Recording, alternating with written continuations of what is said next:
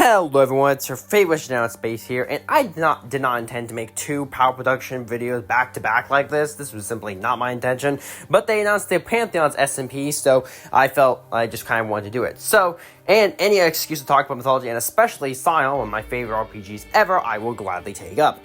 So in this video, I'll basically be doing a little bit of a fan casting kind of thing that people have done, like, oh, what god or is each member of the SMP playing? Now, of course, technically we'll get into some details about that, and as we go in later, it's not exactly the playing the gods, but we'll get into that. But I want to do it from the perspective of the Scion RPG. Basically describe them as Scion characters, and how you could, and basically what would be their purviews, callings, and what type of god they would be a Scion of. Anyway, let's get into it.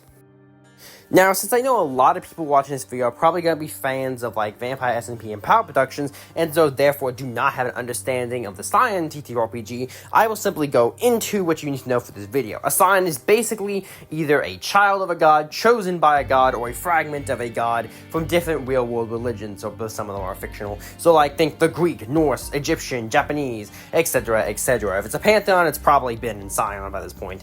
So, but basically is that they're, like I said, they could be anything from children of them, to created by them directly and given some of the power, or chosen by them, or to straight be a part of them split off. Now, a lot of people originally assumed, myself included, in the PatheonSMP they would be playing the gods. However, as we learned thankfully from Apo, that they're actually playing champions of the gods. But once again, this still works within the Scion RPG framework, so I'm not going to change anything about this video. Now, to go into what we're talking about today specifically, I'm going to cover three things. What would be their callings, what would be their purviews, and which god they'd be a Scion of, as mentioned above. Callings are kind of like the type of character or god they are. So like, Loki is a trickster god, Ra is a leader god, you get the idea. Pretty basic stuff. Every character has three of them, and so we'll give each one of them three. Purviews are more like aspects of what the god is, or Scion in this case. So it's like as an example, Poseidon is a god of the sea, so he has powers over the sea, and he has the water purview. Whoops, I can't honestly forget which one it's called, but you get the idea. It's nothing earth-shaking, and it all kind of makes sense if you think about it. And of course, finally, I will observe what god I would link them to if they were Scions. Now, because I will give them two. One will be a Greek god, because, simply put, it doesn't be heavily Greek-themed, but also, as we learned, that they are not all going to be related to the Greek gods, or linked to their champions, so I've also given each one of them a god from a different pantheon. Of course, I had to follow the rules I previously established within Scion, and also, because I'm not familiar with every mythology, I'm going to kind of favor the ones I know more about. That's just me. Also, for clarification, I am mostly using my reference of what I know about the creators, but more specifically heavily based on the VampireSMP versions. I'm also obviously just kind of assuming that this is the Vampire cast coming over. This is very likely untrue, as there will likely be some added or taken away, but we don't have a casting thing yet, so it doesn't matter. Also, but like I said, I will try to incorporate aspects I know of the creators and seen outside of it, but once again, some of them I'm not terribly familiar with, and I'm more familiar with the VampireSMP version, so that will be the main one going off. Also, since this is the next YouTube exclusive series, I'm going to take the assumption that the characters are probably going to be somewhat similar. I could be dead ass wrong there, don't quote me, but whatever, this is a fun video for fun, so screw it, and let's get into it. Starting with the top, and hopefully alphabetical order unless I mess something up here, we have Abolish. Abolish is actually one of the easier ones I had. His callings are Hunter, Liminal, and Creator. Hunter is fairly explicit. He is a hunter in many ways because he hunts down monsters and everything. It makes sense. Liminal because he's often hiding, going around places he shouldn't be, and that kind of shenanigans. And Creator is more specifically based on my limited knowledge of his channel, where he, of course, creates a lot more stuff. You know, he creates this, he creates that. I think it makes sense. Purviews are fairly self-explanatory. Darkness and deception. He's often hiding, wears a lot of black, and he's good at lying about his intentions or his true motives. It makes sense. For gods, the Greek one is Hades. I actually think this works pretty well, both because it covers his motifs, but also because, well, simply put, he's not a terrible guy. He's actually often in one of the more morally sound ones in a lot of ways, but he does look the part of a villain, especially if you're from doing this series from the vampire perspective. And for a non-Greek god, I went with Loki. Simply put, I like this interpretation. He's probably drawing more from the interpretation of Loki as actually a good trickster god, who is more trying to point the flaws of the Aesir, rather than his more evil incarnations. Next up is Apo. because I'm just gonna call her for this sake to save my sanity. Because warning here, I'm gonna mispronounce a lot of stuff on a lot of different ends, and I'm sorry in advance. For our callings, we have Creator, Guardian, and Trickster. Creator is fairly self-explanatory. She is one of the owners of Power Productions, so she kind of gets that as a shoe-in. Guardian for her role actually in the Bannerfall SMP, where she was, a Guardian Knight, and Trickster because her role in the Vampire SMP, where she was constantly switching sides and playing multiple people against each other, well, trying to, not terribly successfully, but what you're gonna do. For Purview's artistry, once again, comes down heavily linked to being a member of Power Productions, and Deception, once again, trying to lie. You're gonna see Deception come up a lot, just a heads up. For the gods, for the Greek one, I went with Zeus, believe it or not. I think it fits, not necessarily for any particular link. I just think there's a weird, nice little bit of symbolism. I like it, and I think there's a narrative foil there that could be quite interesting to explore. And for the non-Greek god, I went with the Egyptian god Sekhmet. Mostly because a warrior, kind of protector deity, just seemingly kind of fit her, I think. I think it works well. Next up is Avid. For Avid, I went with Warrior, Lover, and Judge. Warrior because he's always going around fighting monsters or the humans when he switches sides. Lover because of his role with Avid. But to be clear, Lover does not always mean romantic love, but I'm with his connection between, Scott for the VampireSMP, his friend he's often hanging around with, and he's often just kind of that tries to be a fairly charming guy. I just think it fits. And Judge because as a vampire, he was judging every living thing in creation in one way or the other for whatever side he was not on. For Purviews, we have Chaos and Passion. Chaos makes sense. He caused a lot of disruption and shenanigans in the VampireSMP. And Passion because, well, he does everything passionately. You can't say he's not. For gods, for the Greek, I went with Dionysus. I think it just kind of fits. A guy who it comes off like he's not exactly fully there, but often has a lot of power behind the scenes. And Morgana, I just think kind of fit for the Celtic pantheon. I just think she kind of fits him in a way. Next up is Zombie Cleo. For callings, we have Guardian, Warrior, and Leader. I think these are all actually pretty self-explanatory. Once again, it's heavily based off her role from the VampireSMP, but I've seen enough of her stuff from, the live series to see she kind of maintains a lot of these aspects outside of that. For Purviews, I went with Order and Epic Stamina.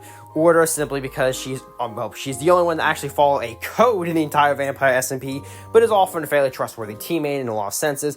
And Epic Stamina because she just keeps going no matter what kind of stuff you throw at her. So it just kind of fits.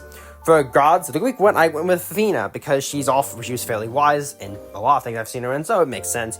And for the non-Greek, I went with Frigga, who honestly, I made a lot of comparisons, but Frigga and Zombie Cleo just seem to be a good match, I think. I think it just fits quite well, honestly. Next up, Infinite Drift. Infinite Drift, I went with the things of Liminal, Sage, and Healer. Liminal because she was also capable of going around finding information she shouldn't, and because of her switching sides being a fairly major thing in my opinion. Sage because she was fairly wise and had a good bit of information on her, and Healer because she honestly helped keep the surviving vampires steady. The ones that didn't end up dying in the end, she was partial for keeping their humanity in some way, even if she did completely switch sides very hard when she turned eventually. For Purviews, we have Fortune and Prosperity.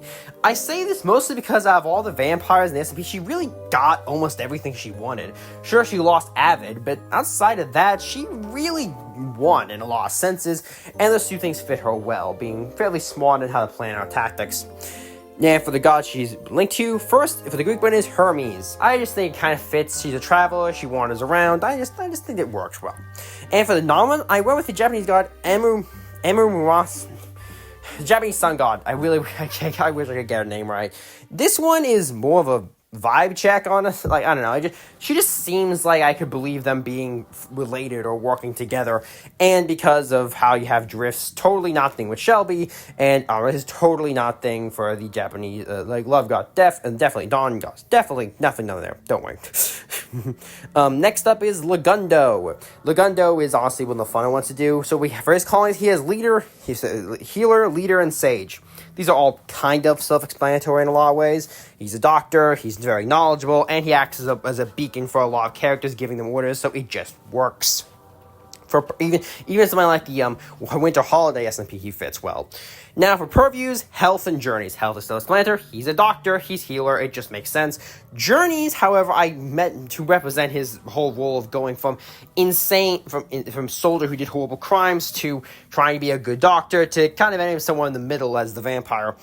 and also because of his role in the winter holiday thing, just because he can't seem to stop it. For gods, I linked him to Apollo for the Greek one, because it just fits. Apollo can bring a lot of good, but also has that darker side, so it fits. Especially because a lot of people view Apollo as a very, very good god in modern day society, but his darker aspects, like the Okurse did.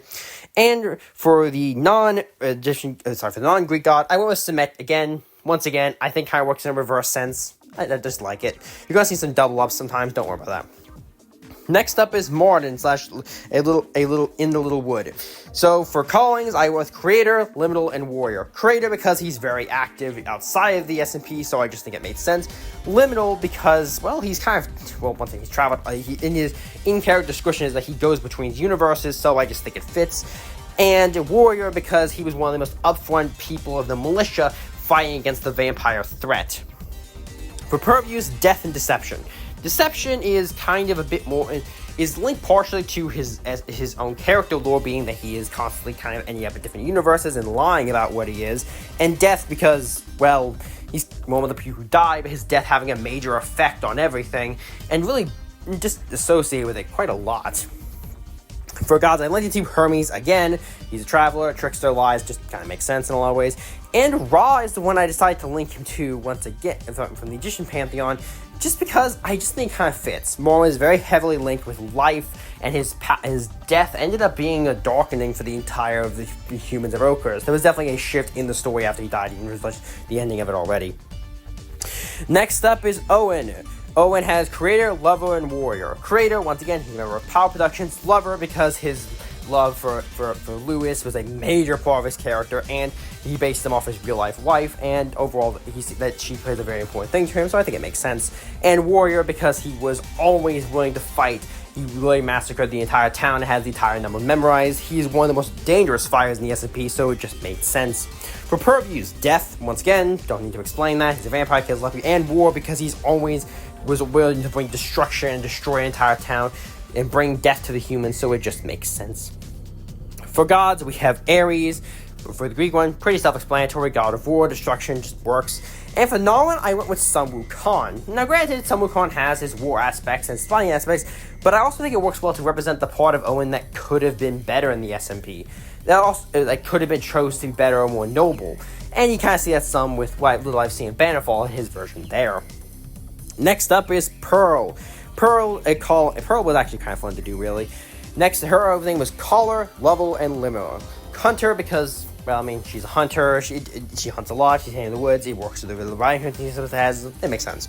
Lover, because this is actually kind of funny, because yes, it also fits her vampire, but also the running joke of people hitting on her, even if she's not interested, it just works. But also is that pretty much all the characters, both human and vampire, loved Pearl in some respect, and was unironically part of the reason, one of the reasons Cleo didn't just go straight murder Humano just for her sake. So it just makes sense. And Liminal. This, once again, works pretty well, but she's always hiding, disappearing, and often missing information because she's just not around or traveling. So it just makes sense. For purviews, Beast and Wild. I don't even have to explain this. She's associated with the wild and wolves and werewolves and that kind of thing, so it just works. And for gods, next was another case of Artemis, because once again, goddess of the wild, associated with beast, it just works. And for the non-Greek one, I actually went with, and I'm gonna butcher this, I can't say that, I'm sorry. But anyway, basically, he's a trickster / kind of creator god from the Algonquin people of North America. And though that is a bit of an odd poll, I just think it kind of works. I don't know why, just the vibe check fits well. Next up is Pyro. Pyro is actually kind of tricky for me, I'm not going to lie. First up for his callings is actually Trickster, Hunter, and Judge. Trickster, I think, is fairly self-explanatory because he was often tricking people and often just associated, but actually he was tricked too, but I just think it kind of works for how he lied and deceived, and of course his involvement in the death of Avid. Hunter is actually more so how he viewed humans, how he drew them as above them by the end, how he completely rejected humanity and views them as a predator of them. And for Judge, once again, it was his damning combination of humanity towards the end, and Avid specifically, that ironically led to his own death and judgment and death. For Purview's darkness and death, I don't really have to explain these too much. They're just kind of generic vampire ones, but he leaned into that so hard by the end that he just kind of fell into it. For gods, the Greek one is Hades, but specifically more of his darker aspects. So not like say, if you wanted to say more of like a Thanatos, I wouldn't disagree with that claim.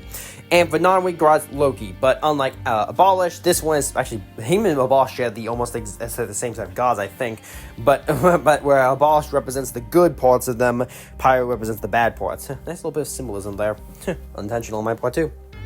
Next up is Rhindog. Rhindog is fun. It was fun to do again. For his callings, Judge, Hunter, and Guardian. Hunter is, once again, he's heavily associated with the wild, kind of like Pearl, but in a more like woodsman hunter type. Judge, once again, he's so literally his entire storyline is him judging the vampires and not like oftentimes jumping to conclusions, but also making rightfully good points against them. And his own judgment fell on both the vampires and him. And Guardian, because he truly guarded the town of Oakhurst as best he could, and he was the stalwart tank of the militia, their paladin in the end, even if he stood alone towards the end, the last one standing. Purviews, Wild and Order, a good symbolicity of nature. Wild because he's associated with the woods, woodsmen, that kind of deal. But Order because he represents the structure of Oakhurst, their backbone, and the militia's attempt to keep order even if it failed. For gods, the Greek one is Hera. I just think that he kind of fits her. Not so much because I think they're so much similar, but they do have similarities. But also that I could totally see him being one of her most staunch allies in cases of conflict. I just think it's a cool bit of story I love to see. But for the non-Greeks, I went with Osiris, I think. Because Osiris has the whole creator aspect, but he also has the aspect of being betrayed and killed in the end by his own former allies. Granted, the last one to strike the blow was Owen, but, it's not Owen, but Scott, but hey, I like the symbology. Next up, Mythical Sausage, or just Sausage, or M, depending how you want to call him.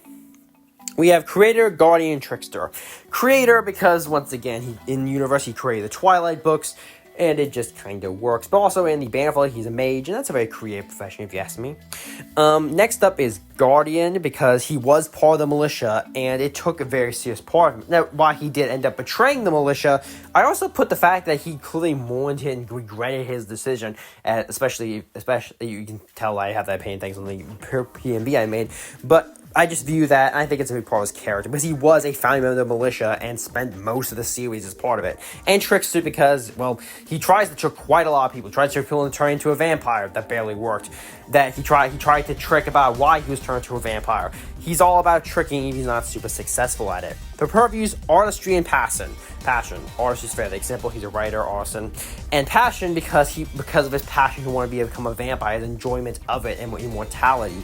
Even if in the end, his true passions might have been with his friends, that his own selfish desires led to their death. For gods, Aphrodite, for the Greek one, I think it works very well, less in the attractive sense that I have seen people thirst for him, but more specifically, I think it works well for his knowing of desire and playing into that. And for the non-Greek ones, I actually went with Coon from, I can't say that, the ram-headed god from Egyptian mythology. He's a creator god, an artisan, and I just think it's a nice little bit of symbology, and also just, I don't know, I can see a sausage associated with rams. I just think it kind of works. Second to last, but not the impact on the story, we have Smosh Major, or just Scott, as I still call him. Scott, I'm just gonna keep calling that. For Colin, we have Leader, Trickster, and Lover. Leader because he was effectively the leader of the vampires for the entire thing, and often ends up being a leader in other things as well, or at least having some influence. Trickster because, well, have you seen how Scott acted? He was playing everyone like a fiddle half the time. And Lover because of because once again, his associate Avid and eventually by then his growing love of humanity and the care for his friends. So it just works. For Purview's, Deception is a fairly obvious one, but also I don't put Death, I put Stars for the other one. It might sound weird, but I like that idea, that it fits some of his more high-class feel as a character. It lets me blink his Bannerfall magic thing a little bit, but it also I like the idea that even with all the darkness, it shows a little bit of light, the hope that he would end up becoming by the end in the time skip in VampireSMP. And for gods, Hermes, once again, was my Greek pick. Traveler, Trickster, it just works. But for the non-Greek one, I went with Odin. I think that works fairly well as a trickster, but also a leader, as he ended up being for his team, the vampires at least. And last but not least, Shelby. Shelby's actually kind of tricky, but also easy. Hard to explain now. For her callings, I went with Guardian, Lover, and Healer. Guardian because she ended up trying to guard her found family and the vampires, and ultimately, even if it failed, but she really did try. Lover, not so much in the romantic sense, although it is drift if you use some of the fan things, but more so her love for, once again, her found family, for most of the people in Oakhurst so they didn't hurt her, and for Avid before and after his death. And Healer because she was part of the healing that helped reforge what was left of the vampires, and for a while did try to get through to people like Scott and Avid, Owen and Pyro, but also helped heal Scott and turn him into a better person by the end. For purviews, health and artistry. Health is similar. She's just a person, creative. It just works. Great Vampire Diary series. But health, once again, because despite her own failings, she did try to heal things and did end up doing a lot of good, even if it was more healing in a mental sense. But even, once again, I just think it works. For gods, I went with Apollo again, because this taps into more of his healing aspect. But also for the non-Greek one, I went with Balder, because Balder being a shining beacon of light that all the other gods rally around and often protect against is so fitting of her role in the VampireSMP. How pretty much both sides the entire time viewed her as someone they wanted on their side, how they thought they could save or help or do something or protect. Even if she wasn't always exactly that, it fits so well. So those are all of them for the VampireSMP. That was quite a lot of talking on my end. But ultimately, I still like the picks. I think it was a fun little thing to do. Although, after making it all, I would love to make, like, a fan pantheon for Scion, where it's, like, the surviving vampire characters from VampireSMP with, like, the pantheon, and the dead/returned Reindog was like the Titan they were all fighting against. Like, he was like commanding his like sun-based minions or something, I don't know. If you would like to see that, I might make a video on that if you would actually be interested in that, giving like full rule write-up if you want. But anyway, those are just my opinions and my views, and this is just a fun, silly video that took way longer to make it than I meant to. But I hope you enjoyed this video. If you didn't like it, then you can dislike me and tell me where I suck down below. If you did like this, you can like, comment, subscribe, and all that jazz, and I will see you all next time.